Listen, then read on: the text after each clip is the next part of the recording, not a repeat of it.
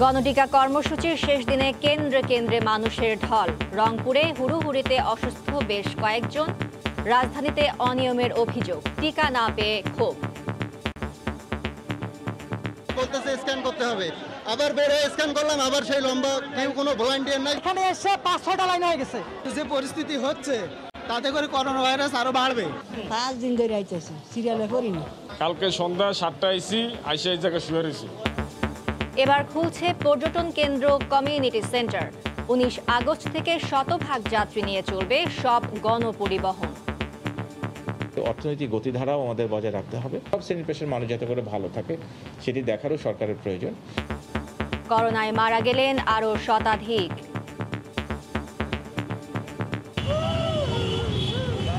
আমরা মনে করেন অসহায়, কোনো জায়গায় আইসিইউ পাচ্ছি না। আইসিইউর জন্য আবেদন করা হয়েছে, আইসিইউ সিরিয়ালে পাইনি আমরা। বয়স্কদের এই অক্সিজেন স্যাচুরেশন ছাড়াও আরো অনেক কোমরবিডিটি থাকে, এসব কারণে বয়স্করা মারা যাচ্ছেন বেশি।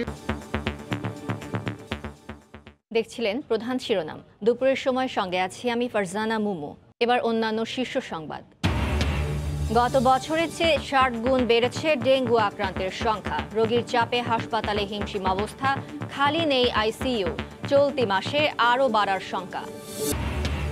কথায় কথায় রিমান্ড নিয়ে প্রশ্ন তুলেছেন আইন বিশেষজ্ঞরা। অনেক ক্ষেত্রেই উচ্চ আদালতের নির্দেশনা না মানার অভিযোগ। রাষ্ট্রপক্ষের আইনজীবীদের দাবি তদন্তের স্বার্থে। পদ্মা সেতুর বাম তীর রক্ষায় 450 কোটি টাকার প্রকল্প হবে ভাঙন রোধে স্থায়ী সমাধান। নতুন করে স্বপ্ন দেখছে মুন্সিগঞ্জের বাস্তুহারা মানুষ। এবং মেসির হাত ধরে পিএসজির চ্যাম্পিয়ন্স লিগ জয়ের স্বপ্ন সমর্থকদের। আর্জেন্টাইন তারকাকে সামনাসামনি দেখে আত্মহারা ফ্রান্স প্রবাসী বাংলাদেশিরা। এত বড় একটা সুপারস্টার এত কাছ থেকে দেখতে পারবো জীবনে, এটা কল্পনা করতে পারিনি। চ্যাম্পিয়ন লিগ জিতবে এই প্রত্যাশা রইল পিএসজির প্রতি।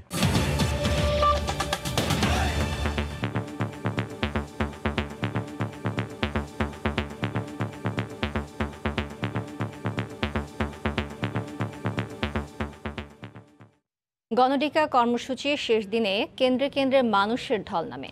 রাত থেকে লাইনে দাঁড়িয়ে টিকা নিতে অপেক্ষা করেন অনেকে, না পেয়ে ফিরে যেতে হয়েছে অনেককেই। এদিকে রাজধানীর কোনো কোনো কেন্দ্রে অনিয়মের অভিযোগ পাওয়া গেছে। দীর্ঘ অপেক্ষা, ঘন্টা হিসেবে কেউ 12 থেকে 14 ঘন্টাও অপেক্ষা করেছেন এক ডোজ টিকা নিতে। গণটিকার যে উদ্দেশ্য, সেই প্রান্তিক জনগোষ্ঠীর উপস্থিতি ছিল বেশি। কেবল এনআইডি দিয়ে টিকা নিতে পেরে স্বস্তি ছিল সাধারণ মানুষের মাঝে। আমরা গতকালই সিরিয়াল দিয়ে গেছি, গতকাল দিছি তো আজকে আমাদের নাম রেখে ঢুকাইছে। 5 দিন ধরে আইতেছি, সিরিয়ালে করিনি, আজকে আল্লাহ ফালাইছে। কালকে সন্ধ্যা 7টায় আইসি, আইসা এই জায়গায় শুয়ে রয়েছি। অনেক সিরিয়াল, আইসেও দেখি সিরিয়াল, তারপরে আবার সকালবেলা দেখছি আবার সিরিয়াল। যদিও এখানেও ছিল নানা অসঙ্গতি। একদিকে রাতভর লাইনে দাঁড়িয়ে অপেক্ষা, অন্যদিকে নানাভাবে প্রভাব খাটিয়ে বিকল্প পথে অল্প সময়ই টিকা নিয়ে বাড়ি ফিরছেন কেউ কেউ। ক্যামেরার সামনেই ধরা পড়ে এমন চিত্র। না, আমি মাত্র এসেছি, কিন্তু আমাকে বলেছে যে আমার সিরিয়াল রাখা আছে। আমার লোক আর ছিল আরেকজন, তার বদলে সে দাঁড়াইছে। আবার বেলা 11টা বাজতে না বাজতেই শেষ নির্ধারিত 350 ডোজ। সেক্ষেত্রে বিশেষ এই আয়োজনে শেষ দিনেও টিকা না পেয়ে ক্ষোভ ছেড়েছেন অনেকে। পরিচয় আমাদের এলাকা বড় ভাই, হ্যাঁ সারা ঢুকে আমার জানা মতো ঢোকেনি ভাই, যেহেতু আমি গেটে দাঁড়ায় আছি। কারণ আমি দুই জায়গায় দেখতেছি, এখানে আমি যত চেষ্টা করতেছি সিরিয়াল ছাড়া যেন কেউ ঢুকতে না পারে। এদিকে টিকা প্রাপ্তি সাপেক্ষে আবারও বিশেষ এই টিকাদান কার্যক্রম হতে পারে বলে জানিয়েছে স্বাস্থ্য অধিদপ্তর। টিকা প্রাপ্তি সাপেক্ষে আমাদের সক্ষমতা আছে, আমাদের প্রস্তুতি আছে।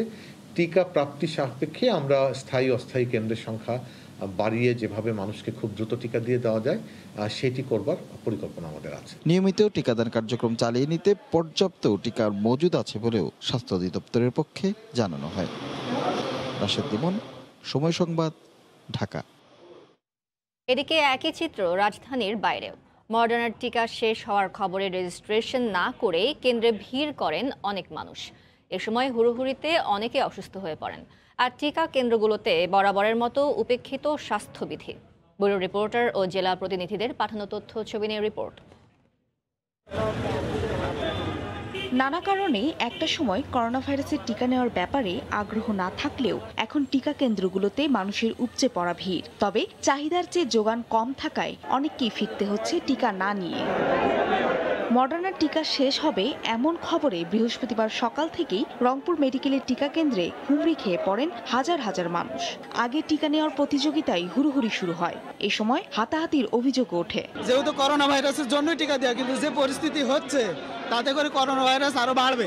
সিরিয়াল ছাড়া লোকগুলো সরাই নিয়ে চলে আসছে সামনে। এখানে এসে 5-6টা লাইন হয়ে গেছে, এখানে কোনো ম্যানেজমেন্ট নাই, কোনো কিছু নাই। জেলা সিভিল সার্জন জানান, রংপুর মেডিকেল কেন্দ্রে একই সঙ্গে প্রথম ও দ্বিতীয় ডোজ দেওয়ায় এই পরিস্থিতির সৃষ্টি হয়েছে। 40 থেকে 50,000 ডোজ রয়েছে। মডার্না ভ্যাকসিনের ফার্স্ট ডোজ বন্ধ হয়ে যাচ্ছে। 14 তারিখ থেকে আমরা সেকেন্ড ডোজ শুরু করব। চট্টগ্রামের কেন্দ্রেও টিকা নিতে চলে গাদাগাদি আর হুড়োহুড়ি। বৃহস্পতিবার ভোর থেকেই লম্বা লাইনে দাঁড়িয়ে মানুষ অপেক্ষা করতে থাকেন।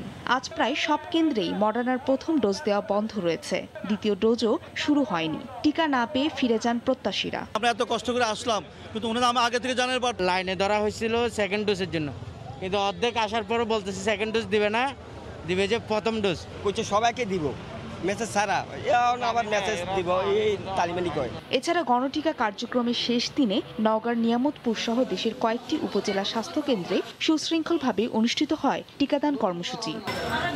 ফাহরিয়া ফারজানা, সময় সংবাদ। এই মুহূর্তে চট্টগ্রাম মেডিকেল কলেজ হাসপাতালের সামনে আছেন রিপোর্টার ফেরদৌস লিপি। সরাসরি যাচ্ছি তার কাছে। লিপি, চট্টগ্রামে আসলে টিকা কার্যক্রম নিয়ে যে বিশৃঙ্খলার সৃষ্টি হয়েছে তা কেন, জানতে পেরেছেন কি? মোমো, আপনি জানেন যে আজকে মডার্না টিকা দেওয়া কিন্তু শেষ দিন, এবং এই মডার্না টিকা বিশেষ করে চট্টগ্রামের যে পরিস্থিতি সেটা হচ্ছে যেসব কেন্দ্রে আসলে মডার্না টিকা প্রথম ডোজ দেওয়া বাকি সেসব টিকার কিন্তু দেওয়া হচ্ছে। এবং আপনি এখন যে পরিস্থিতি দেখছেন সেটা হচ্ছে চট্টগ্রাম মেডিকেল কলেজ হাসপাতালে, এবং এখানে আমি যারা টিকা দিতে এসেছেন তাদের সাথে কথা বলেছি। তারা বলছে যে ভোর থেকে আসলে তারা টিকার জন্য অপেক্ষা করছে, এবং যারা SMS আসে নাই তারা মানে যখন টিকা দিতে আসছেন তখন কিন্তু হাসপাতালের পক্ষ থেকে বলা হচ্ছে যে SMS ছাড়া কোনো টিকা দেওয়া হবে না। কিন্তু তারা যারা টিকা নিতে আসছেন তারা বলছেন যে তারা 1 মাস আগে নিবন্ধন করেছেন, ফলে SMS না আসার কারণে তারা কিন্তু প্রায় প্রতিদিনই আসছেন, কিন্তু প্রতিদিনই তারা ফেরত যাচ্ছেন। আর এখানকার যে পরিস্থিতি সেটা হচ্ছে এখানে যারা এখনও আপনি দেখছেন যে লাইনে দাঁড়িয়ে আছে, কিন্তু কিছুক্ষণ আগে এখানে ঘোষণা দেওয়া হয়েছে যে 2টা পর্যন্ত টিকা কার্যক্রম চলে, এবং আজকের মতো টিকা কার্যক্রম আসলে শেষ। কিন্তু এখান থেকে মানুষজন সরছে না। তারা বলছেন যে 12টার পর থেকে আসলে কিন্তু মেডিকেল কলেজ তাদের টিকা দেওয়া বন্ধ করে দিয়েছেন, এবং 12টা থেকে তারা কিন্তু 2টা পর্যন্ত দাঁড়িয়ে আছে। এতক্ষণ কিন্তু তাদেরকে জানানো হয়নি যে টিকা দেওয়া হবে না। এখন যখন 2টা বাজে তাদেরকে জানানো হচ্ছে যে টিকা দেওয়া আজকের মতো শেষ। তারা বিক্ষোভ করছেন এবং তারা বলছেন যে তারা আসলে টিকা না দিয়ে যাবে না, এবং এই ক্ষেত্রে আসলে একটা আতঙ্ক কাজ করছে যে আসলে টিকা শেষ হয়ে যাবে, তারা টিকা পাবে না, এমন একটা আতঙ্ক কিন্তু এখানে আছে। এবং তারা অভিযোগ করছে যে আসলে SMS আসে নাই, এরকম অনেকের কাজ তারা কিন্তু বিভিন্নভাবে বিশেষ করে স্বজনপ্রীতি করে টিকা নিচ্ছে, এমন একটা অভিযোগ কিন্তু এখানকার যারা টিকা নিতে এসেছেন তারা আমাদেরকে বলছেন। তবে এই ক্ষেত্রে আমরা সিভিল সার্জনের সাথে কথা বলেছি। সিভিল সার্জন আমাদেরকে বলেছেন যে মডার্না টিকা শেষ পর্যায়ে, ফলে আজকে প্রথম ডোজে যে কয়টা ডোজ বাকি আছে সেই কয়টা ডোজ কিন্তু তারা দিচ্ছে, এবং দ্বিতীয় ডোজ আসলে কখন দিবে সেটা আসলে পরবর্তীতে জানানো হবে। আচ্ছা লিপি, এই ছিল চট্টগ্রামের টিকা যে কর্মসূচি তার সর্বশেষ। লিপি, আমি আরেকটা প্রশ্ন আপনাকে করতে চাই, সেটা হচ্ছে এই যে আমরা দেখতে পাচ্ছি যে অনেক মানুষ সেখানে ভিড় করেছে টিকা গ্রহণের জন্য এবং বিশৃঙ্খলার সৃষ্টি হয়েছে আপনি যেমনটি বলছিলেন, কিন্তু এই যে কোনো স্বাস্থ্যবিধি মানা হচ্ছে না, স্বাস্থ্যবিধি মানার কোনো বালাই নেই, এর জন্য কর্তৃপক্ষ কোনো ব্যবস্থা গ্রহণ করেছে কিনা?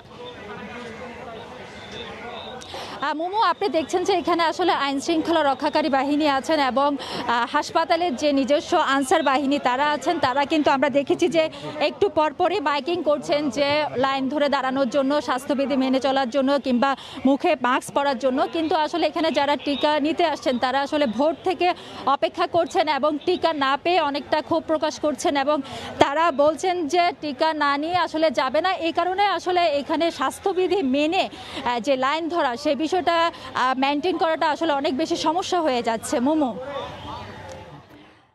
আমাদের সহকর্মী ফেরদৌস লিপি যুক্ত হয়েছিলেন চট্টগ্রাম থেকে। তিনি আসলে জানাচ্ছিলেন সেখানে টিকা কার্যক্রম নিয়ে যে বিশৃঙ্খলা সৃষ্টি হয়েছে তার সবশেষ খবর। সব অফিস দোকানপাটের পর 19 আগস্ট থেকে খুলে যাচ্ছে পর্যটন কেন্দ্র ও কমিউনিটি সেন্টার। এছাড়া অর্ধেক নয় শতভাগ আসনে যাত্রী নিয়ে চলবে সব গণপরিবহন। জনপ্রশাসন প্রতিমন্ত্রী বলছেন পরিস্থিতি বিবেচনায় ধাপে ধাপে খোলা হচ্ছে সব। বুধবার থেকে চলছে গণপরিবহন। সরকারের সিদ্ধান্ত ছিল চলবে অর্ধেক বাস, কিন্তু বিধিনিষেধ শিথিল করার প্রথম দিনই রাজধানীর সড়কে তীব্র যানজট তৈরি হয়।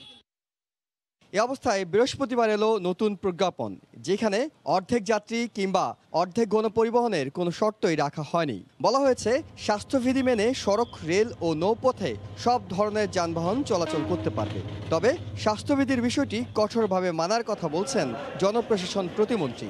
স্বাস্থ্যবিধি মেনে সতর্কতার সাথে আমাদের এই আজকের যে প্রজ্ঞাপন অনুযায়ী আপনার যেটা সর্বমোট সংখ্যক পরিবহন সেটি চালু থাকবে এবং একই সাথে আমাদের যে পর্যটন কেন্দ্র, রিসোর্ট, কমিউনিটি সেন্টার, বিনোদন কেন্দ্রগুলো খোলা থাকবে 50%। সেখানে তারা সেটি 50% করবে। এখানে আমাদের মোবাইল কোর্ট থাকবে। দীর্ঘদিন ধরে বন্ধ আছে দেশের বিনোদন ও পর্যটন কেন্দ্র। একই সাথে সামাজিক অনুষ্ঠান বন্ধ থাকায় কমিউনিটি সেন্টারগুলো বন্ধ রাখা হয়। তবে 19 আগস্ট থেকে ধারণ ক্ষমতার অর্ধেক মানুষ নিয়ে খুলে দেওয়া হবে এইসব জায়গা। তদারকির জন্য মোবাইল কোর্ট কাজ করবে বলে জানান প্রতিমন্ত্রী। আমরা 10 তারিখের পরে ধাপে ধাপে সবকিছু খুলব। আমরা কিন্তু এই যে গাড়ি পরিবহনগুলোও কিন্তু অর্ধেক আমরা রেখেছিলাম, তো সেটিও কিন্তু আমরা 19 তারিখ থেকে সেটি, তো এটি ধাপে ধাপে এটা চলতে থাকবে। যদি পরিস্থিতি ভালো দিকে যায় তখন কিন্তু আমরা আস্তে আস্তে সেটিকে খুলতে পারবো। টিকা দিয়ে এবং স্বাস্থ্যবিধি মেনে ধীরে ধীরে স্বাভাবিক জীবনে ফেরার পরিকল্পনা করছে সরকার। আপাতত তাই অন্তত 1 মাস লকডাউন না দেওয়ার পরিকল্পনা রয়েছে সরকারের। ইহসান জুয়েল, সময় সংবাদ, ঢাকা।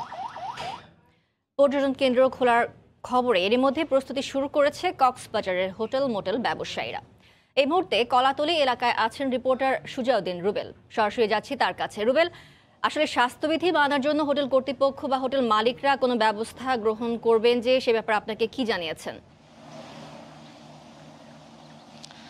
মোমো, যে বিষয়টি বলতে হয়, দীর্ঘ যে প্রক্রিয়া, প্রায় গত এপ্রিল মাসে কক্সবাজারে করোনা পরিস্থিতির কারণে সবকিছু বন্ধ ছিল, কিন্তু আগামী 19 আগস্ট থেকে খুলতে যাচ্ছে, যার কারণে কিন্তু ইতিমধ্যে যে প্রস্তুতি, হোটেলগুলো তারকা মানের হোটেল রয়েছে এবং যেগুলো 3 স্টার 2 স্টার মানে যে হোটেলগুলো রয়েছে সবগুলোতে ইতিমধ্যে প্রস্তুতি শুরু করে দিয়েছে। সবাই দারুণ খুশি আমরা দেখতে পেয়েছি। এখানে প্রতিটি হোটেলে তাদের যে প্রস্তুতি সবকিছু তারা শুরু করেছেন এবং তারা যে দেখেছি এখনও আমরা দেখতে পাচ্ছি যে বিভিন্ন ধরনের যে সুইমিং পুল কিংবা মাঠ রয়েছে সব সুইমিং পুলে পরিষ্কার পরিচ্ছন্নতার কাজ করছে এবং পাশাপাশি যে খোলা মাঠ ছিল যেখানে খেলাধুলা করে সেই মাঠগুলো যে ঘাস জমে গিয়েছিল সেই সব জায়গায় কিন্তু ইতিমধ্যে কাজ শুরু করে দিয়েছে। আর আরেকটা বিষয়, আপনি যে বিষয়টি বলেছেন যে স্বাস্থ্যবিধি মানার ক্ষেত্রে হোটেল কর্তৃপক্ষ আসলে কি ব্যবস্থা নিচ্ছে, সে বিষয়ে আমরা যারা হোটেলের যারা কর্তৃপক্ষ রয়েছে তাদের সাথেও কথা বলেছি। তারা যে বিষয়টি বলছে যে 19 তারিখ থেকে খুলে দিচ্ছে, খুলে দেওয়াতে তাদের যে সরকার নির্ধারিত যে স্বাস্থ্যবিধি মানার কিংবা যে নির্দেশনা দেওয়া থাকবে সেসব নির্দেশনা তারা মানতে বাধ্য বলে তারা জানিয়েছেন এবং তারা সরকারের যে ধরনের নিষেধাজ্ঞা কিংবা যে ধরনের নির্দেশ দিবে সব কিছু তারা পালন করবে বলে আমাদেরকে জানিয়েছে। তবে আমরা যে হোটেলের যে প্রবেশদ্বার রয়েছে সেই প্রবেশদ্বারে দেখেছি প্রতিটি প্রবেশদ্বারে তারা যে তাপমাত্রা মাপার যে যন্ত্র সেই যন্ত্র রেখেছে এবং বিভিন্ন হ্যান্ড স্যানিটাইজার কিংবা মাস্ক সেই সব বিষয়গুলো আসলে আমরা লক্ষ্য করেছি। সব জায়গায় দেখেছি আসলে যে প্রস্তুতি সেই প্রস্তুতি আসলে চলছে। আর অন্যদিকে আমাদের জেলা প্রশাসক যেটি জানিয়েছে 19 তারিখ থেকে খুলে দেওয়ার পরও যে নির্দেশনাগুলো দেওয়া থাকবে সেসব নির্দেশনা সবাইকে মানতে হবে। যদি নির্দেশনা না মানে তাহলে সাথে সাথে তাদেরকে জরিমানা করা হবে। তবে আসলে আমরা হোটেলগুলোর বা মোটেলগুলোর অবস্থা জানলাম আপনার কাছ থেকে, কিন্তু বিচের যে অবস্থা মানে সৈকতে আসলে স্বাস্থ্যবিধি মানার ব্যাপারে কর্তৃপক্ষের কোনো ব্যবস্থা গ্রহণ করেছে কিনা? হ্যাঁ মোমো, এই বিষয়টা আসলে গুরুত্বপূর্ণ।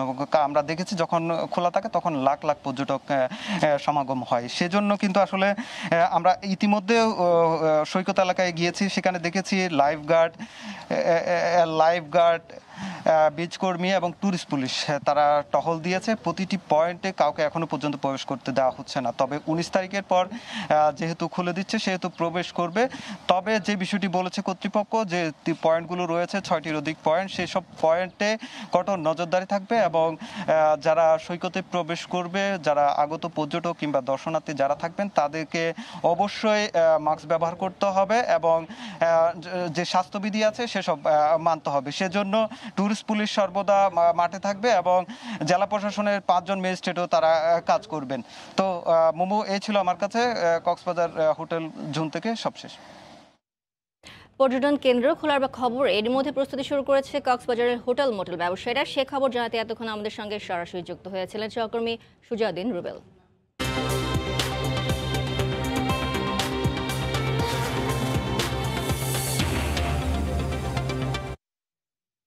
করোনার অব্যাহত সংক্রমণ বিপর্যস্ত সারা দেশ। প্রতিদিনই আক্রান্ত হচ্ছেন হাজারো মানুষ। 24 ঘন্টায় রাজধানী বাসে ও করোনা উপসর্গ নিয়ে সারা দেশে 140 জন মারা গেছেন। সবচেয়ে বেশি 19 জন মারা গেছেন সিলেটে। সর্বোচ্চ শনাক্তের হারও এই জেলায় 34.99%। রিপোর্টার ও জেলা প্রতিনিধিদের পাঠানো তথ্য ছবি নিয়ে রিপোর্ট। করোনায় প্রতিদিনই কেড়ে নিচ্ছে শতাধিক প্রাণ। স্বজনদের আহাজারিতে ভারী হয়ে উঠছে হাসপাতাল প্রাঙ্গণ। আইসিইউ ও শয্যার জন্য হাসপাতালগুলোতে ছোটাছুটি করছেন স্বজনরা। রোগীর অতিরিক্ত চাপে বেসামাল হাসপাতাল কর্তৃপক্ষ। যারা ভর্তি হয়েছেন তারাও আছেন চরম উৎকণ্ঠায়।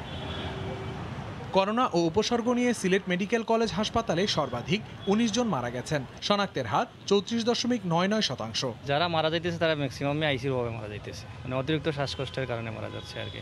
ডাক্তাররা বলছে আইসিইউ হয়তো লাগতে পারে, এখানে সিট নাই। আমরা চেষ্টা করতেছি, কোনো দিকেই পাচ্ছি না। বর্তমানে শ্বাসকষ্ট, এখন আমরা মনে করেন অসহায়। 24 ঘন্টায় করোনা ও উপসর্গ নিয়ে 17 জন মারা গেছেন চাঁদপুরে। মৃতদের শরীরে অন্য রোগের উপসর্গ থাকায় করোনা আরো বেশি ক্ষতি করেছে বলে জানান চিকিৎসকরা।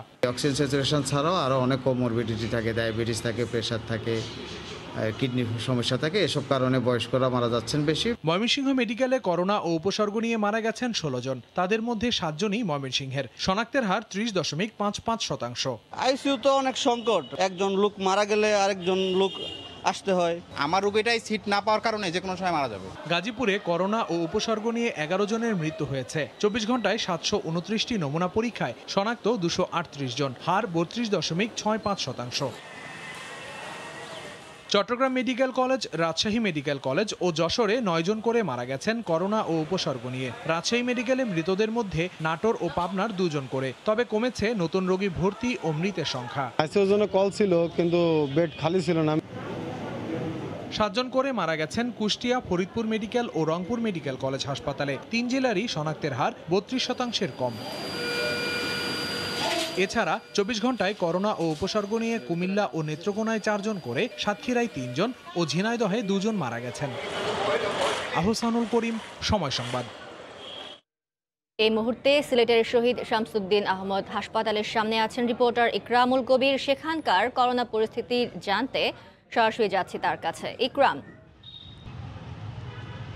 মোমো, সিলেটের যে করোনা পরিস্থিতির যে ঊর্ধ্বগতি, সেই ঊর্ধ্বগতি কিন্তু কোনোভাবে থামছে না। মৃত্যুর মিছিলে আজকেও সিলেট জেলায় সর্বোচ্চ মৃত্যু হয়েছে, 19 জন মারা গিয়েছে এবং বিভাগে 21 জন মারা গিয়েছে। এবং এটা হচ্ছে কি এই যাবৎকালে সর্বোচ্চ মৃত্যুর দ্বিতীয় রেকর্ড। গতকালকে 22 জন মারা গিয়েছে এবং আজকে বিভাগে 21 জন মারা গিয়েছে এবং 4 দিন পরপর 4 দিনে 77 জন মারা গিয়েছে সিলেট বিভাগে। এটি অত্যন্ত ঝুঁকিপূর্ণ একটি জায়গা হয়ে গিয়েছে সিলেট। এবং আমি যে হাসপাতালে দাঁড়িয়ে আছি শহীদ শামসুদ্দিন আহমদ হাসপাতাল, এই হাসপাতালে আজকে ভোর পর্যন্ত 4 জন মারা গিয়েছে। ওসমানী মেডিকেল কলেজ হাসপাতালে 8 জন মারা গিয়েছে এবং অন্যান্য বেসরকারি হাসপাতাল মিলিয়ে 19 জন মারা গিয়েছে সিলেট বিভাগে। এবং করোনার যে শনাক্ত এই পর্যন্ত হয়েছে, এই শুধুমাত্র এই আগস্ট মাসে 8067 জনের শনাক্ত হয়েছে এবং আগস্ট মাসের যেই 11 তারিখ পর্যন্ত সিলেট বিভাগে 162 জন মারা গিয়েছে এবং 142 জন মারা গিয়েছে জেলা পর্যন্ত। গড়ে 13 জন করে মারা যাচ্ছে জেলায় এবং গড়ে 15 জন মারা গেছে এই মাসেই পুরো বিভাগে। এই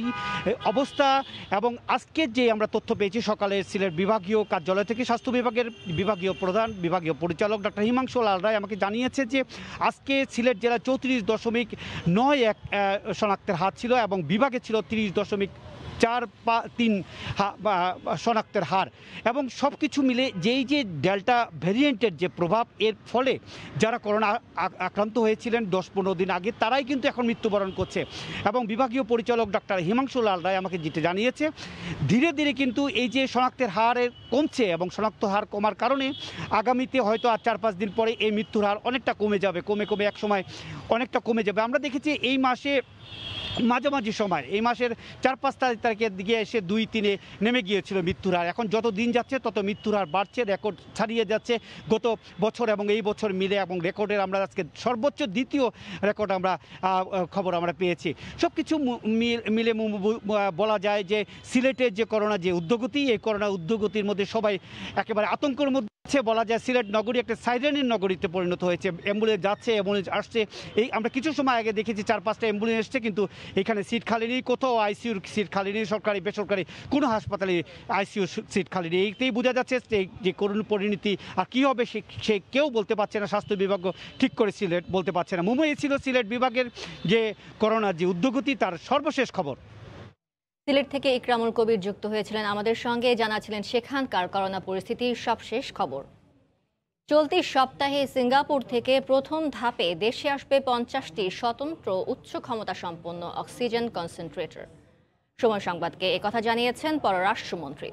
আর 30টি জেলায় অক্সিজেন প্ল্যান্ট স্থাপন প্রকল্পের পরিকল্পনাও চূড়ান্ত করা হয়েছে বলেও জানান তিনি। এদিকে বিধিনিষেধ শিথিল করায় আগামী কয়েক সপ্তাহে হাসপাতালগুলোতে করোনা আক্রান্ত রোগীর সংখ্যা বেড়ে যাওয়ার শঙ্কা জনস্বাস্থ্য বিশেষজ্ঞদের। এ নিয়ে সরকারের প্রস্তুতির ঘাটতিকে দুষছেন তারা। সাথিলা শারমিনের রিপোর্ট। গত কয়েক মাসে প্রতিবেশী দেশ ভারত থেকে ডেল্টা ভ্যারিয়েন্টের বিস্তার ঘটেছে সামাজিক পর্যায়ে। দেশের হাসপাতালে রোগীর চাপে হিমশিম অবস্থা স্বাস্থ্যসেবায়, ভয়াবহ দুর্গতি হাই ফ্লো অক্সিজেন নিয়ে, কারণ গুরুতর রোগী বাঁচাতে এর বিকল্প নেই। গত বছর পাশ হওয়া দেশের 30টি জেলায় অক্সিজেন প্লান্ট বসানোর প্রকল্পের পরিকল্পনা মাত্র চূড়ান্ত করতে পেরেছে সরকার। ক্রয় ভিত্তিতে এশীয় উন্নয়ন ব্যাংকের সহায়তায় ৬৭,৫০,০০,০০০ টাকা ব্যয়ের এই প্রকল্পটি বাস্তবায়ন করার কথা স্বাস্থ্য মন্ত্রণালয়ের। প্রতিটি প্লান্টে খরচ পড়বে ২,২৫,০০,০০০ টাকা করে। এ বিষয়ে পররাষ্ট্রমন্ত্রী ডক্টর এ কে আব্দুল মোমেন জানান, অক্সিজেন প্লান্ট স্থাপনের পরিকল্পনা চূড়ান্ত হয়েছে। এছাড়া চলতি সপ্তাহেই সিঙ্গাপুর উপহার হিসেবে বাংলাদেশকে প্রথম ধাপে 50টি স্বতন্ত্র উচ্চ ক্ষমতা সম্পন্ন অক্সিজেন কনসেন্ট্রেটর পাঠাবে বলেও জানান তিনি। এই সপ্তাহে আমি প্রায় 50টা কনসেন্ট্রেটর পাচ্ছি। কিসের থেকে? সিঙ্গাপুর থেকে। আমরা আরও বিভিন্ন জায়গায় আমরা অক্সিজেন প্ল্যান্ট, 30টা অক্সিজেন প্ল্যান্ট বিভিন্ন জেলায় স্থাপন করছি। এদিকে আন্তর্জাতিক টিকা সুবিধা কোভ্যাক্স সহ চীনের সিনোফার্মের টিকার সরবরাহ ঠিক থাকায় প্রতি মাসে যথেষ্ট পরিমাণ করোনার টিকা দেশে আসছে বলে দাবি পররাষ্ট্রমন্ত্রীর। আমাদের সাপ্লাই লাইন ফ্লো যা মোটামুটি এখন ভালো অবস্থানে আছে।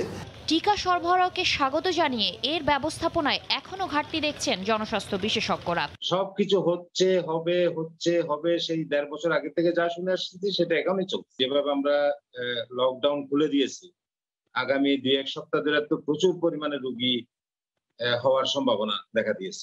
ঝুঁকিপূর্ণ জনগোষ্ঠীকে অগ্রাধিকার দিয়ে গণটিকা কার্যক্রম পরিচালনার তাগিদ বিশেষজ্ঞদের। সাথিলা শারমিন, সময় সংবাদ, ঢাকা। গত বছরের চেয়ে চলতি বছর ডেঙ্গু আক্রান্তের সংখ্যা বেড়েছে 60 গুণ। আক্রান্তের 90%ই ঢাকায়। রোগীর চাপে হিমশিম খেতে হচ্ছে হাসপাতালগুলোকে। বিশেষ করে মুমূর্ষু শিশুদের জন্য আইসিইউ সংকট তীব্র। বিশেষজ্ঞদের শঙ্কা, আবহাওয়া বিবেচনায় চলতি মাসে আরও বাড়তে পারে রোগী। রাজধানীর মোহাম্মদপুর থেকে ডেঙ্গু আক্রান্ত হয়ে গত 7 দিন ধরে আছেন শিশু হাসপাতালে। ডেঙ্গুর ভয়াবহতায় হাসপাতালে তাকে নিয়ে পরিবারের প্রতি মুহূর্তের এক যুদ্ধক্ষেত্র। সেই যুদ্ধে সামিল ডাক্তার, নার্স সবাই। এই হাসপাতালে গড়ে প্রতিদিন শিশু ভর্তি হন 10 থেকে 12 জন। সন্তানের এমন পরিস্থিতিতে বাড়ছে উদ্বেগ। প্রথম বাচ্চা জ্বর শুরু হয়, জ্বর উঠতে 106 জ্বর উঠে গিয়েছিল। রক্ত পরীক্ষার পরে ধরা পড়ছে ডেঙ্গু। তাড়াতাড়ি করে এই জায়গায় আসি। যতটুকু সতর্ক রাখা দরকার ততটুকুই তো রাখি, কিন্তু তার মাঝখান থেকে কিভাবে কি হলো আসলে তো বুঝতে পারলাম না। সিটি কর্পোরেশনের অবশ্যই দায়বদ্ধতা এটা থাকবে, কেন থাকবে না, কারণ এটা মনিটর করার দায়িত্ব কিন্তু সিটি কর্পোরেশনের। পরিসংখ্যান বলছে গত বছরের চেয়েও নাজুক বর্তমান অবস্থা। গত বছরের জুনে 20 জন, জুলাই 23 জন, আগস্টে 68 জন ডেঙ্গু আক্রান্ত হন। আর এবারের আগস্টেই গড়ে প্রতিদিন আক্রান্ত হচ্ছেন 250 জন করে। চলতি বছরের জুনে 272 জন, জুলাই 2286 জন আক্রান্ত হয়েছেন। এরই মধ্যে শুধু ঢাকা শিশু হাসপাতালেই চলতি বছর ডেঙ্গুতে প্রাণ গেছে 5 জনের। আমরা যদি নিজেরা সচেতন না হই তাহলে কিন্তু আসলে ডেঙ্গু এটা আউটব্রেকটা আরো 2018 মতো ভয়াবহ আকার ধারণ করতে পারে। বিশেষজ্ঞরা বলছেন পরিস্থিতি নিয়ন্ত্রণে 2 সিটি কর্পোরেশনকে সমন্বিতভাবে কাজ করতে হবে, তা না হলে নিয়ন্ত্রণ কঠিন হবে ডেঙ্গু পরিস্থিতি। ডেঙ্গুকে যদি আমরা নিয়ন্ত্রণ করতে চাই তাহলে সমন্বিত মশক ব্যবস্থাপনাকে বিজ্ঞান ভিত্তিকভাবে সারা বছর ব্যাপী চলমান থাকতে হবে। চলতি বছর সারা দেশে এখন পর্যন্ত 4000-এর বেশি ডেঙ্গুতে আক্রান্ত হয়েছে, যার বেশিরভাগই ঢাকায়। সাদাত রহমতুল্লাহ, সময় সংবাদ, ঢাকা। দুপুরের সময় আরও থাকছে। চট্টগ্রাম বন্দরে পণ্য ওঠানামায় গতি আনতে কেনা হচ্ছে হাজার কোটি টাকার যন্ত্রপাতি। বছরে 40 লাখ কন্টেইনার হ্যান্ডলিংয়ের আশা। বঙ্গবন্ধুর হত্যাকারীদের দ্রুতই দেশে ফিরিয়ে এনে রায় কার্যকর করা হবে বলে জানিয়েছেন আইনমন্ত্রী আনিসুল হক। এ বিষয়ে সব ধরনের প্রচেষ্টা অব্যাহত রয়েছে। দুপুরে গুলশানে সরকারি বাসভবনে সাংবাদিকদের একথা বলেন মন্ত্রী। এই রায় কার্যকর করা এখনো যায় নাই, তারা পলাতক থাকার কারণে এবং দুইটি দেশে থাকার কারণে তাদেরকে ফিরিয়ে এনে এই রায় কার্যকর করার ব্যাপারে সরকার বদ্ধপরিকর। এইটা দিনের আলোর মতন সত্য যে জিয়াউর রহমান এই হত্যাকাণ্ডের সাথে জড়িত। তিনি যখন মৃত তাকে আর আসামি করার কোনো সুযোগ নাই, কিন্তু এই হত্যাকাণ্ডে জিয়াউর রহমান জড়িত এবং সেটার যে সাক্ষ্য প্রমাণ ইনশাআল্লাহ এই কমিশনের মাধ্যমে সেটা জনসম্মুখে আমরা উপস্থাপন করে দিই। কথায় কথায় রিমান্ড নিয়ে প্রশ্ন তুলছেন আইন বিশেষজ্ঞরা। তারা বলছেন অনেক ক্ষেত্রেই মানা হচ্ছে না উচ্চ আদালতের নির্দেশনা, যদিও রাষ্ট্রপক্ষের আইনজীবীরা বলছেন যা হয় সব আইন অনুযায়ী। সাম্প্রতিক সময়ে চিত্রনায়িকা পরিমণি, পিয়াসা, মৌ, হেলেনা জাহাঙ্গীর সহ 10 জনকে গ্রেফতার করা হয়েছে। তাদের বিরুদ্ধে হয়েছে মাদক সহ 12টি মামলা। এসব মামলায় ঘুরে ফিরে আদালতে হাজির করে বিচারকের অনুমতি নিয়ে তাদের রিমান্ডে নিচ্ছে পুলিশ।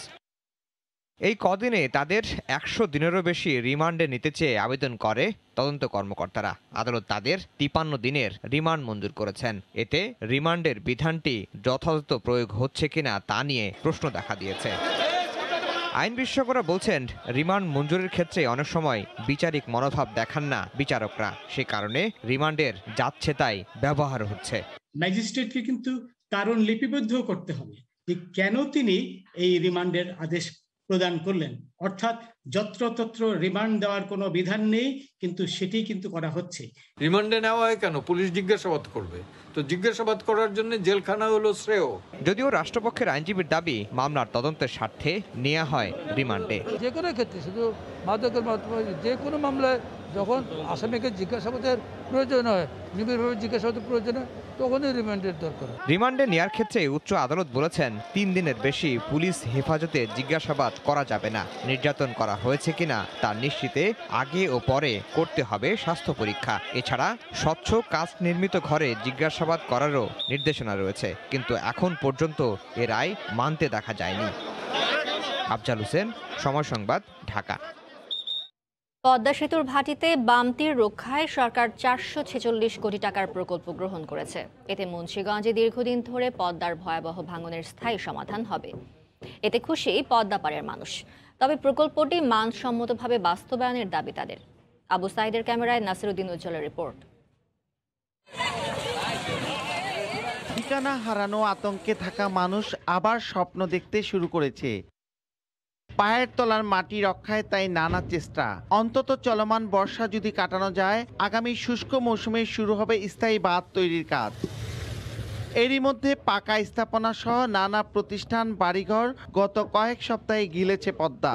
এখন হুমকির মুখে পড়েছে শিক্ষা প্রতিষ্ঠান, মসজিদ, মন্দির সহ সরকারি বেসরকারি প্রতিষ্ঠান। 1992 সাল থেকে পদ্মার অব্যাহত ভাঙনে লৌহজং উপজেলা সদর সহ 40 গ্রাম এবং টুঙ্গিবাড়ি উপজেলার 18 গ্রাম বিলীন হয়ে যায়। এই যে কত কষ্ট করে বাঁশবুশ গাছ এও থাকে না, নদীর স্রোতে ভেঙে যায়। সরকার যদি সাহায্য করে তো আমরা থাকতে পারব না, থাকতে পারব না। সরকার যে প্রকল্পটি হাতে নিয়েছেন এই জন্য সরকার বাহাদুরকে আমরা ধন্যবাদ জানাচ্ছি। ভাঙন রোধে 446 কোটি টাকার স্থায়ী প্রকল্পটি একনেকে পাশ হয় এই অঞ্চলের মানুষের দীর্ঘদিনের স্বপ্ন পূরণ হলো। ভয়াবহ পদ্মা নদীর ভাঙন থেকে রক্ষা করার জন্য স্থায়ী বাঁধ বিনির্মাণের জন্য প্রধানমন্ত্রী জননেত্রী শেখ হাসিনা এক বৃহৎ প্রকল্প গ্রহণ করেছেন এবং এই প্রকল্পের মাধ্যমে স্থায়ী কাজ হবে। প্রকল্পটি বাস্তবায়িত হলে মুন্সিগঞ্জ জেলার লোহজং ও টঙ্গীবাড়ি উপজেলার 15টি গ্রাম, 2টি গুরুত্বপূর্ণ বাজার এবং বহু সরকারি বেসরকারি স্থাপনা পদ্মা নদীর ভাঙন থেকে রক্ষা পাবে। এদিকে চলমান ভাঙন ঠেকাতে অস্থায়ীভাবে আপৎকালীন 1050 মিটার এলাকায় বালুর বস্তা ফেলা হচ্ছে। লৌহজংয়ের খড়িয়া থেকে টঙ্গীবাড়ির দিঘিরপাড় পর্যন্ত 9.10 কিলোমিটার এলাকা জুড়ে স্থায়ী বাঁধ তৈরির প্রকল্প গ্রহণ করা হয়েছে।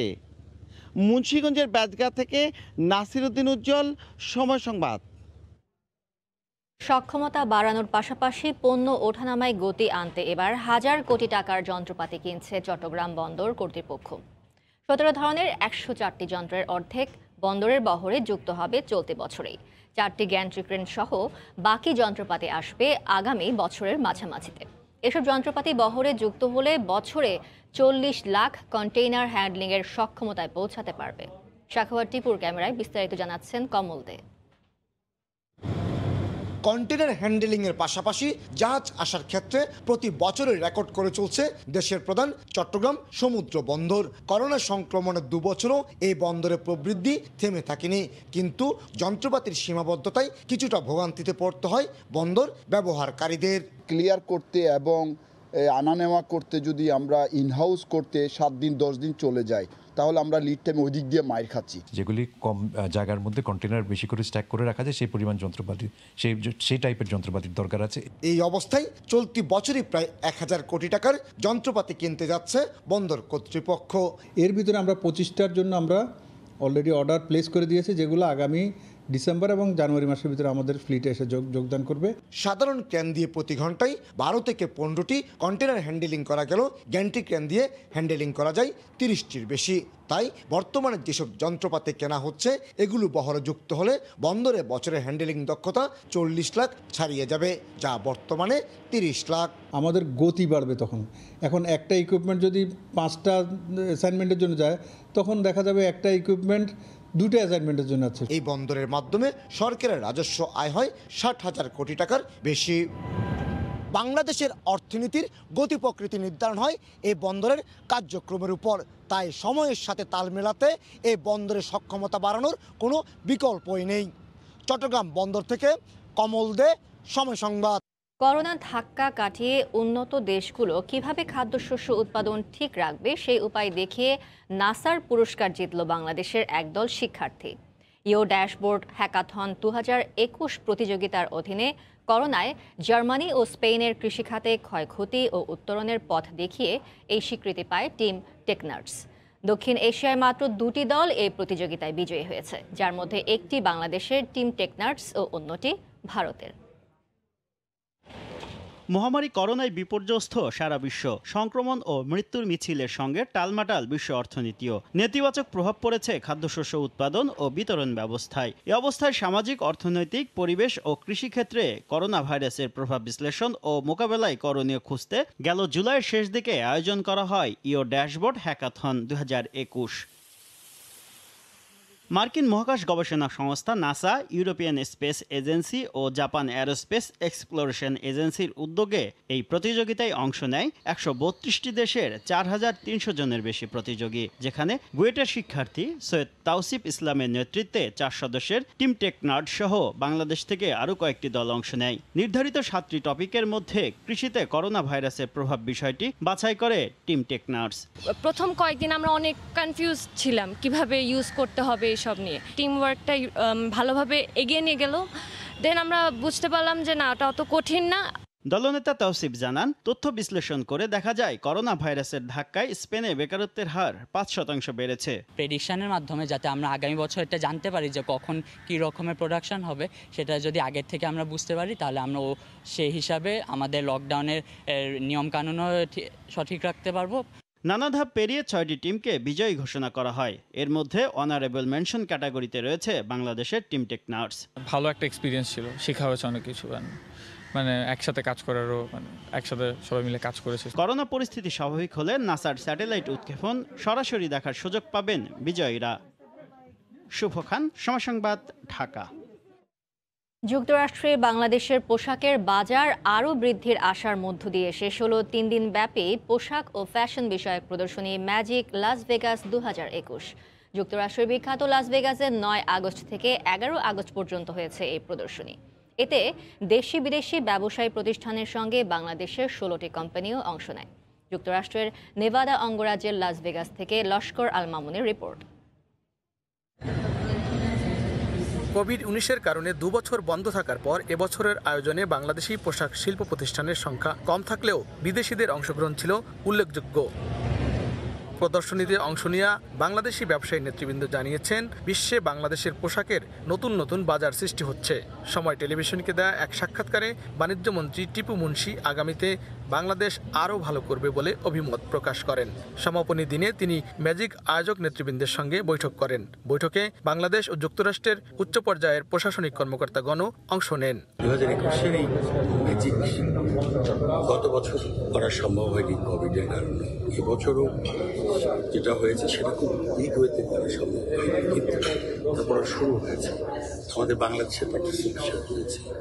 আমরা যেমনটা চেয়েছিলাম তেমনটাও হয়নি, বাট মোটামুটিভাবে তারপরেও এসছে। আমাদের খুব আশা আগামীবার ফেব্রুয়ারিতে যে শুটা হবে সেখানে বাংলাদেশের পার্টিসিপেশন অনেক ভালো। প্রদর্শনীতে অংশ নিয়ে ব্যবসায়ীদের শীর্ষ সংগঠন federation of Bangladesh chambers of commerce and industry FBCCI এর সভাপতি ও বেঙ্গল গ্রুপের ভাইস চেয়ারম্যান মোহাম্মদ জসিমউদ্দিন বলেন, কোভিড সংকট কাটিয়ে বাংলাদেশ আরও ভালো করবে। ব্র্যান্ডগুলি যেগুলি ভ্যালু এডেড প্রোডাক্ট করে, আপনার ম্যানমেড করে, আপনার আউটার ওয়্যার করে, ওই ধরনের প্রোডাক্টে আমাদের যাওয়া দরকার। তাইলে আমাদের ভলিউমটা, মানে আমাদের এক্সপোর্ট ভলিউমটা অনেক বেড়ে যাবে। Overall, we're very pleased with being back. And we can't wait to come back again in February. আমাদের এখানে বাংলাদেশে 20টা স্টল ছিল, তো তারা বলে যে ভালো ঠিকঠাক বায়ার আসছে, শুরু হলো, এটা বড় কথা।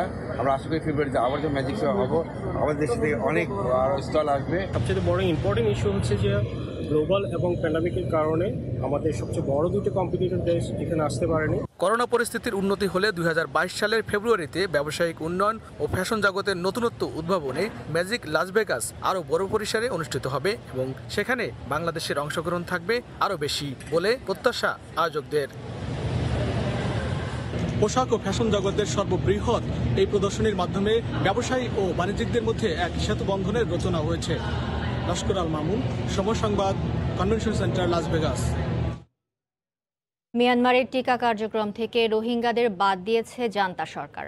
নিষেধাজ্ঞা থাকায় রোহিঙ্গাদের টিকা দেওয়ার সুযোগ নেই বলে মন্তব্য করেছেন স্থানীয় প্রশাসক। স্বাস্থ্য খাতের মতো এমন ইস্যু নিয়েও বিদ্বেষ ছড়ানোয় গভীর উদ্বেগ জানিয়েছে মানবাধিকার সংস্থাগুলো। এই চিত্র বাংলাদেশে থাকা রোহিঙ্গাদের, তাদের টিকার আওতায় এনেছে বাংলাদেশ সরকার। রোহিঙ্গা ক্যাম্পেই পৌঁছে যাচ্ছে ভ্যাকসিন। 2017 সালে রাখাইনে সেনা অভিযানের মুখে 10 লাখের বেশি রোহিঙ্গা মিয়ানমার ছেড়ে বাংলাদেশে এসে আশ্রয় নেয়। তারপর থেকে তাদের সব দায়িত্বই নিয়েছে শেখ হাসিনা প্রশাসন। ঠিক এর উল্টো চিত্র মিয়ানমারে থাকা অবশিষ্ট রোহিঙ্গাদের বেলায়। তাদের যেমন বন্দিশালায় রাখা হয়েছে, দেয়া হচ্ছে না কোনো অধিকার, তেমনি টিকা কার্যক্রমেও নেই তাদের নাম। আন্তর্জাতিক গণমাধ্যমের খবর, মিয়ানমারে রোহিঙ্গা মুসলিমরা টিকা পরিকল্পনা থেকে বাদ গেছেন। 1 ফেব্রুয়ারি দায়িত্ব নেয়া জান্তা সরকারেরও ভাবনায় নেই এই জনগোষ্ঠীর মানুষ। রাখাইনের অগ্রাধিকারের তালিকায় রোহিঙ্গারা নেই। এই তালিকায় অন্য সম্প্রদায়ের বয়স্ক ব্যক্তি, স্বাস্থ্যকর্মী, সরকারি কর্মী ও বৌদ্ধ সন্ন্যাসীদের মধ্যে 10,000 জনের টিকা কর্মসূচি শুরু হয়েছে, যাতে আশ্রয় শিবিরগুলোতে বসবাসকারী কোনো মুসলিমকে অন্তর্ভুক্ত করা হয়নি। রাখাইনের সিত্তের ঘিঞ্জিময়, কর্দমাক্ত ও স্যাঁতস্যাঁতে আশ্রয় শিবিরগুলোতে বসবাসকারী রোহিঙ্গাদের কাঁটাতারের বেড়া দিয়ে স্থানীয় বৌদ্ধ জনগোষ্ঠী থেকে আলাদা করে রাখা হয়েছে। এই বন্দিশালাতেও করোনা সংক্রমিত হচ্ছেন রোহিঙ্গারা। সরকারি পরিসংখ্যান অনুযায়ী মিয়ানমারে এখন গড়ে 300 থেকে অনেক বেশি আক্রান্ত, দৈনিক গড়ে 4,000 মানুষ। রোহিঙ্গাদের টিকা না দেওয়ার বিষয়ে মানবাধিকার সংস্থা ফোর্টিফাই রাইটসের বিশেষজ্ঞ জ উইন বলেছেন, রোহিঙ্গারা টিকা প্রাপ্তির অগ্রাধিকারের তালিকায় নেই। এটা দুঃখজনক।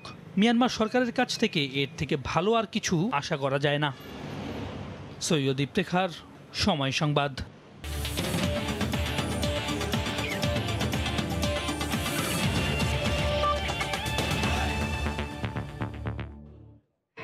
লিওনেল মেসিকে সামনাসামনি দেখে যেন নিজেদের চোখকে বিশ্বাস করতে পারছেন না ফ্রান্সে বসবাসরত বাংলাদেশিরা। পিএসজি সভাপতির মতো সমর্থকরাও আশায় বুক বেঁধেছেন আর্জেন্টাইন তারকার হাত ধরেই চ্যাম্পিয়ন্স লিগের অধরা শিরোপা ঘরে তুলবে তাদের প্রিয় দল। প্যারিস থেকে আরও জানিয়েছেন লুৎফর রহমান বাবু। পিএসজি তাদের ঘরে অনেক শিরোপা নিয়ে আসলেও এখনও চ্যাম্পিয়ন লিগের শিরোপা তাদের জন্য অধরাই রয়েছে। তবে ফুটবলের খোদে জাদুঘর লিওনেল মেসি পিএসজিতে আনুষ্ঠানিক যোগদানের পর সংবাদ সম্মেলনে বলেছেন তিনি তার প্রাণান্ত চেষ্টা চালিয়ে যাবেন এই চ্যাম্পিয়ন লিগের শিরোপা পিএসজির ঘরে নিয়ে আসার জন্য। ফুটবলের এই খোদে জাদুঘরকে এক নজর দেখার জন্য এদিনও পার্ক দ্য প্রিন্স স্টেডিয়ামের বাইরে ভিড় করেছিলেন পিএসজির সমর্থক আর মেসি প্রেমীরা। আনুষ্ঠানিক সংবাদ সম্মেলন শেষে তিনি যখন এক পলকের জন্য বাইরে বেরিয়ে আসেন তখন সমর্থকরা উল্লাসে ফেটে পড়েন। মেসি পিএসজিতে যোগদানের ফলে এই দল আরও শক্তিশালী হয়েছে বলেই মনে করেন পিএসজির সমর্থকরা। আর তাই তাদের প্রত্যাশা ইউরো চ্যাম্পিয়ন লিগের শিরোপা এবার তাদের ঘরে আসবে। আমি দেখার পরে আর কি হতভম্ব হয়ে গেছি। আমার শরীরে যে হার্টবিট তখন কীভাবে কী করছিল আমি নিজেই বুঝতে পারি নাই। তা আমি দেখার পরে এক বাঙালি ভাইকে জড়ায় ধরে ফেলছি যে এত বড় একটা সুপারস্টার এত কাছ থেকে দেখতে পারবো, জীবনে এটা কল্পনা করতে পারিনি। মেসি যখন প্যারিসে আছে অবশ্যই ইনশাল্লাহ যখন এক সময় দেখা হবে। তো আমি একজন ক্ষুদ্র ফ্রেন্ড মেসির। আমাদের প্রত্যাশা হচ্ছে এই মেসিময় যে পিএসজি ফুটবল টিমটি আগামীতে চ্যাম্পিয়ন লিগ জিতবে, এই প্রত্যাশা রইল পিএসজির প্রতি। মেসি যে আসলেই ফুটবলের এক মহাতারকা সেটি আরেকবার প্রমাণিত হয়েছে তার পিএসজিতে যোগদানের পর তার প্রতি তার ভক্তদের ভালোবাসা প্রদর্শনের মধ্য দিয়ে। পিএসজি সমর্থকদের এবার একটাই প্রত্যাশা, মেসির মাধ্যমে যে শক্তিশালী পিএসজি গঠিত হয়েছে তারা এবার চ্যাম্পিয়ন লিগের শিরোপা নিয়ে ঘরে ফিরবে। প্যারিসের পার্ক দ্য প্রিন্স স্টেডিয়ামের সামনে থেকে মোহাম্মদ লুৎফর বাবু, সময় সংবাদ। দুপুরের সময়ে শীর্ষ সংবাদ জানিয়ে দিচ্ছি আর একবার। গণটিকা কর্মসূচির শেষ দিনে কেন্দ্রে কেন্দ্রে মানুষের ঢল। রাজধানীতে অনিয়মের অভিযোগ। 19 আগস্ট থেকে খুলছে পর্যটন কেন্দ্র, কমিউনিটি সেন্টার। করোনায় মৃত্যু শতাধিক।